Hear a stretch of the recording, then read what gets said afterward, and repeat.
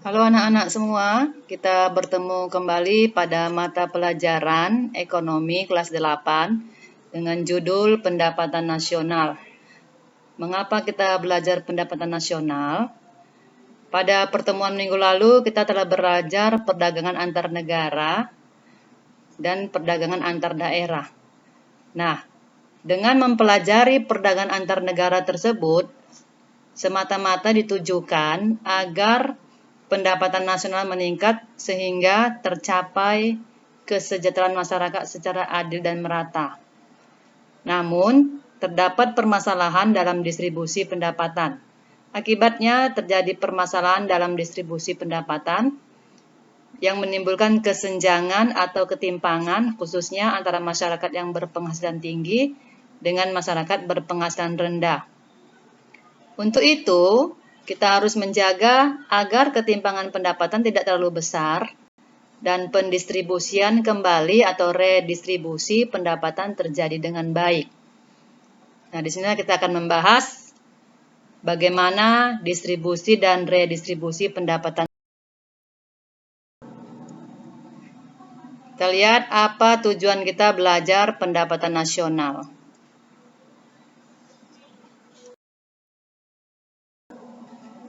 Tujuan pembelajaran.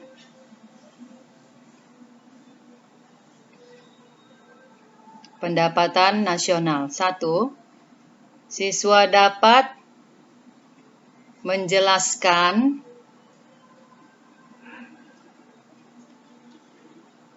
arti pendapatan nasional. Kedua, siswa mampu menjelaskan arti rasio Gini. Dan yang ketiga, siswa mampu menjelaskan redistribusi pendapatan.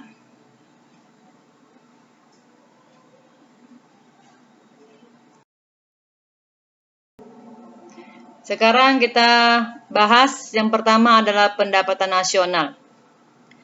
Apakah arti dari pendapatan nasional? Menurut Alfred Marshall, seorang ekonom klasik, pendapatan nasional adalah tenaga kerja dan modal dari suatu negara yang mengolah sumber alamnya untuk memproduksi sejumlah neto komoditi, baik material maupun immaterial termasuk jasa dan sejenisnya. Pendapatan nasional dengan demikian didapat dari hasil tenaga kerja dan modal pengusaha pada kekayaan alam suatu negara dan dapat kita definisikan seperti yang tertera di slide berikut ini. Pendapatan nasional itu sama dengan atau dapat kita artikan sebagai produk domestik bruto,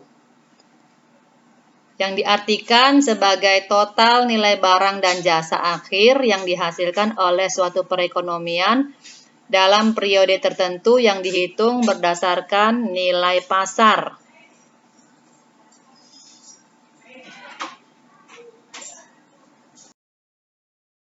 PDB merupakan indikator penting untuk mengetahui kondisi ekonomi suatu negara dalam suatu periode tertentu.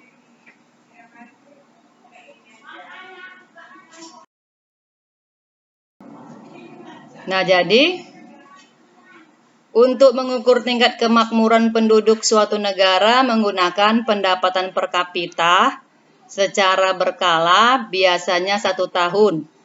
Pendapatan per kapita itu dihitung dengan PDB dibagi jumlah penduduk negara tersebut. Jika pendapatan nasional sebuah negara tinggi tetapi jumlah penduduk besar, pendapatan per kapitanya tinggi.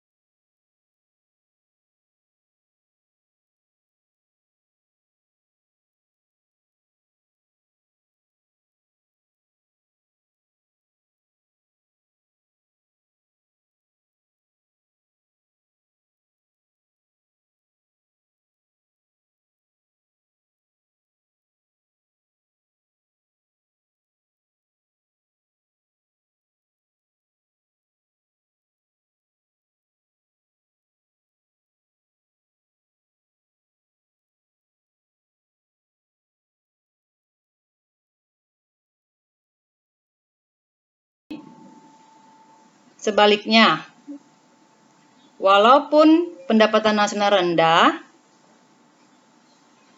tetapi jumlah penduduknya kecil, pendapatan per kapita suatu negara mungkin makin tinggi.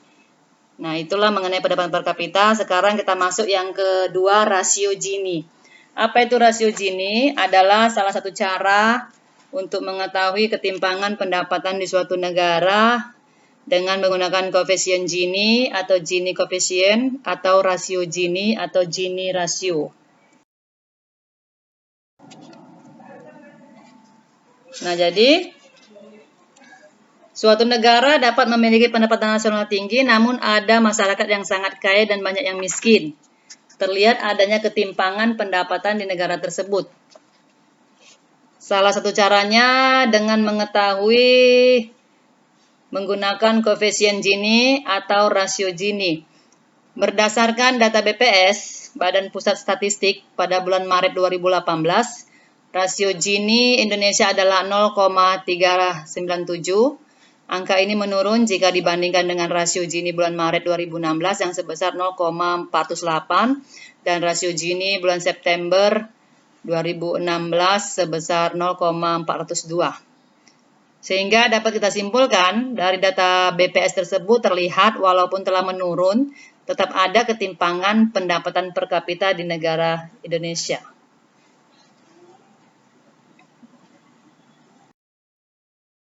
Ketiga, redistribusi pendapatan. Apa itu redistribusi pendapatan? Adalah sistem pendistribusian kembali pendapatan dari masyarakat kaya ke masyarakat miskin. Distribusi pendapatan harus direncanakan sedemikian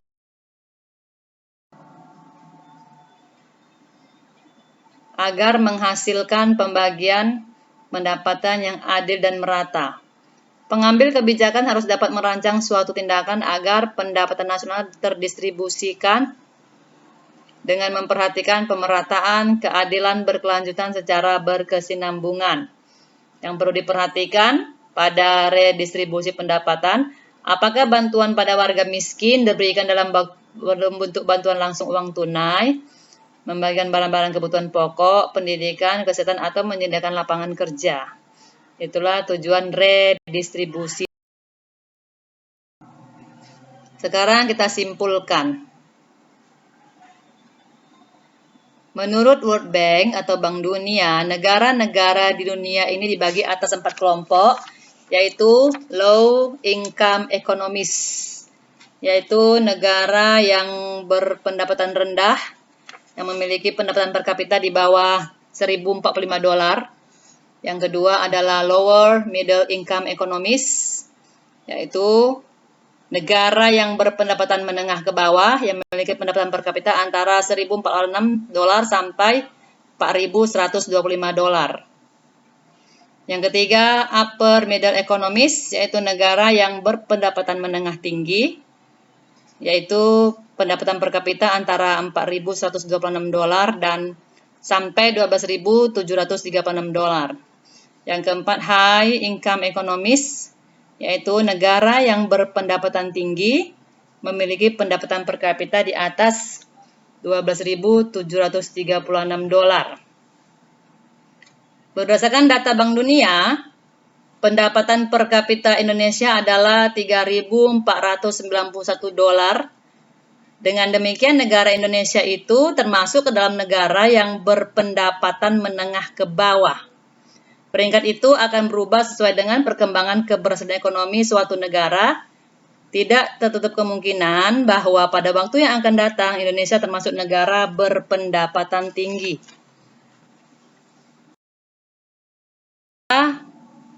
Perjumpaan kita pada materi pendapatan nasional, Ibu ucapkan sekian dan terima kasih atas perhatian anak-anak kami sekalian.